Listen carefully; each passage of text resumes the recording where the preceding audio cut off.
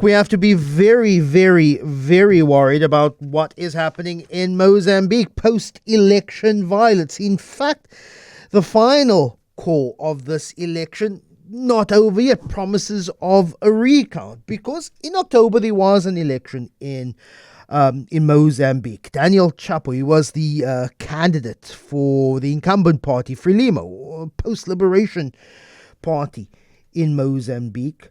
We won 71% of the vote in that country. Opposition parties, that can't be the case. Frelimo is grossly, grossly unpopular. It is a post-liberation party in Africa, and as we've seen, post-liberation parties have taken a knock. We've had a change in government in Botswana. One could argue the ANC suffered as a post-liberation party in our recent general elections. So lots of concern saying the election in Mozambique may have been rigged. But what has happened? There's been violence. There's been protests. The South African-Mozambican border being closed. 1,800 trucks pass through that border post, the Lebombo border post, every single day. There is a queue of 15 kilometers of trucks. And already been estimated 5 billion rand already being lost in the last few days of their border post being closed. Menzi Ndhlovu is a senior country risk manager at Signal Risk. How concerned should the South African government, South African economy, and South Africans be with the closure of this border post as a result of post-election violence in Mozambique? Menzi, good morning. Good morning, Lester. Lovely to chat to you once again. We should be reasonably concerned about the border closure and what's going on in Mozambique. And that's for a number of reasons. Number one, Mozambique is one of our largest trading partners in the region. You've mentioned that about 5 billion rands goes through Lebombo. In general, on an annual basis, there's two-way trade of around 150 billion rand between Mozambique and South Africa. All right, most of that is in ores, machinery, refined fuels, and consumer goods, and also small agricultural products. And most of that trade, especially on a land basis, goes via Lebombo and the slightly smaller Ponto do Oro border, which is down by KwaZulu-Natal. And the additional concern comes with respect to the ramifications of these closures. All right, we can't export key goods to Mozambique, but we can also not receive key goods from Mozambique. And the concern for South Africans will mostly be around petrochemical products and small consumer goods, things such as fruits, things such as nuts, which can become more scarce over the short term, and the prices of these goods may increase as a result of these closures. So big concern from a balance of trade, balance of payments perspective, but also a concern for consumers who may be hard hit by the scarcity and increase in prices for these such goods. Menzi, how important have Mozambican roots been over the last few years? We very much know of how Transnet has shot itself in the foot.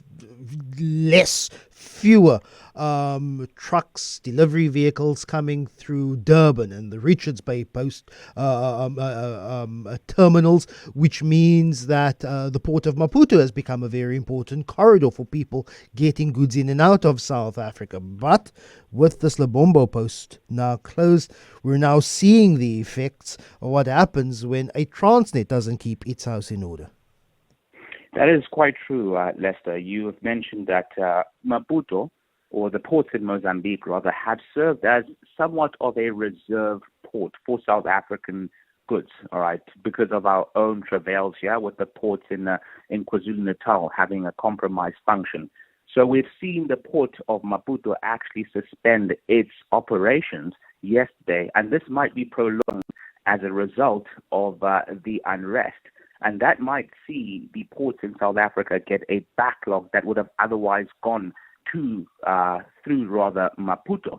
But we know that we lack that capacity to carry this excess load. So there is additional concern over backlog in trade, especially trade that is bound to the inland areas of South Africa, provinces like Mpumalanga, provinces like Limpopo and provinces like Gauteng. So a big concern on that front. It's not just trade, it's just not the economic loss. There has been human loss. 18 people reported to have been killed in post-election violence so far. That's according to Human Rights Watch. There is even concern that there could be spillover from Mozambique into South Africa. How is that possible? What is the environment that post-election violence in Mozambique becomes a real and credible security threat for South Africa?